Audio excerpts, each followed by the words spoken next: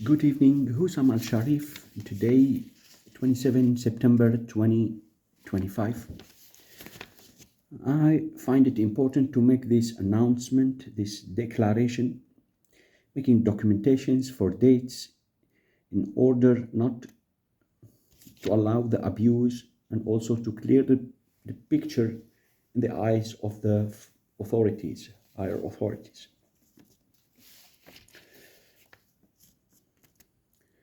Well, first point, we were able to remove the telephone number, Italian telephone number of the contact person. The number is indeed scammed. The person on the line is not my brother. I realized this fact from the content of the speech, also from the voice, how the voice changes, and progress that the number was removed. Still, we do not know what happened to the person himself. We do not know what is going on the other side of, in Italy, for example. I reported the first interceptions, fraud to the military police and to the foreign ministry in Italy. They investigated this and found everything normal. The issue was only cyber interception at that time. I realized when I returned back to Netherlands that these scammers aren't only active cyberly, but they jump on the reality, matching themselves carefully with the victim. They were in contact already, and it's easy to identify them. And they took advantage on the previous report, and that is unfortunate and sad. I'm sad that I caused my brother last report much troubles with my report, and now there must be something done. We have to understand what has happened to him. First point. Second point, this is an important documentation for my second brother. Of course, the telephone numbers of the relatives are cloned, copied, indeed, without question. The last time I met really my brother, Humam Al-Sharif, was in Ede or in Dembos. There were more than meetings in these locations,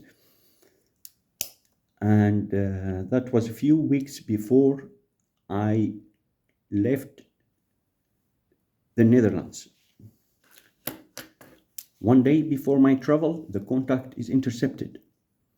A scammer took the call, but fraudster took the appointment. It was very fast contact moment, fixed contact moment. He normalized his look in my eyes, created the link, and it was enough for him to know that I'm traveling tomorrow. That's it. Then he left. He tried to meet me outside. Indeed, my brother has no idea about this meeting. He probably was in Ede at that time. And apparently there were a bank account opened with my brother's name, different name maybe with a space thing, fraudulently open. I cannot confirm. This should be investigated. But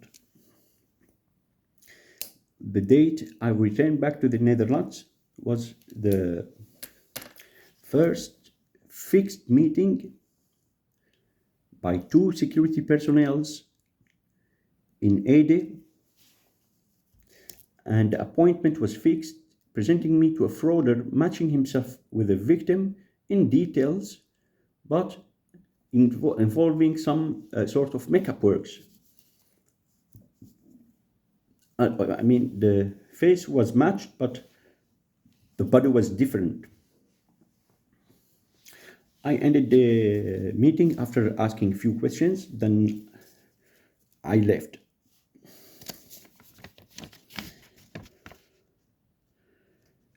Of course, I tried to return back to the location to check if he is still inside or not. I've been told that he no longer lives here On the other side of the building, I learned that he is inside. On the telephone, I've been informed that he is in Amsterdam. So 3 locations for one person in 1 hour. That shocked me a little bit. I published on the date documentation.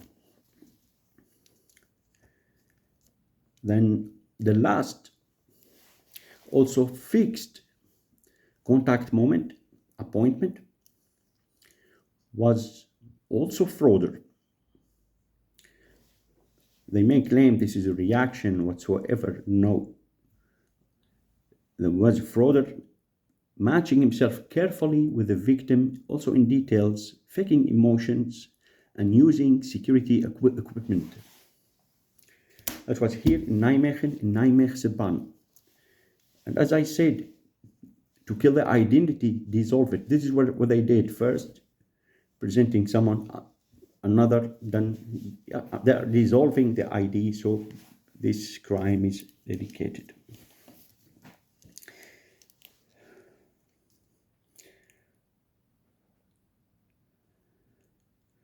So that was 13 or 12 September here in this location. And you have to be careful here what you may see, what they can let you see under these cameras. Because I moved here 4 days, 5 days ago, while the space is open, and I'm in the building above. I can present more of these crooked meetings. Indeed, when they are doing this with brother, common sense, they are doing this with me. So using fraud, as if fraud is not strafbart. Well, it is presented like something funny, something to tolerate with, but within this activity they are doing that, and I'm 100% sure someone invested in this. And I noticed this in Germany, the location which I visit, someone, they jump to him, buy him, I don't know, or threaten him, blackmail him, but there is, what I noticed, some kind of financial seduction. So common sense, when they are doing this with third people, they're doing this on the other side with me. And here I have to warn the authorities, the police authorities. The victims, in the same way, for example, when I was reported in Germany, my telephone numbers, all the telephone numbers which I bought to family members, also to the kids, were reported, I believe, been asked, how many telephone numbers do you have? I thought the question is not normal. Then I realized that they were referring to these 3-4 Dutch numbers which I bought to family. But in the same way they did with me, they reported me, they could and probably did reported the original owners of the identity here in the Netherlands as frauders themselves. And this I realized frequently from this claimed identity fraud report. No, and I do not report identity fraud. Identity theft. This is my report, but they are directing the case, presenting the victim, the original owner, the original person as a frauder himself. And when you have these people in your authorities, in your hand, these victims, claiming that no, I'm not a frauder, I'm the original owner of the ID, check the fingerprints. Brothers have fingerprints. I've been asked about this fingerprints issue. I understood this is important. Check the fingerprints, and this must be done, become a regular arrangement in light of this. So I'm thankful today I was able to make the appointment, and unfortunately there's a delay, and delay in identity crimes is damaging, is dangerous. Still have to wait, try to do something in between, but the situation is not fine, and these people here aren't innocent. So the situation is not fine while you are in their hands. I am thankful, and I wish you a good evening.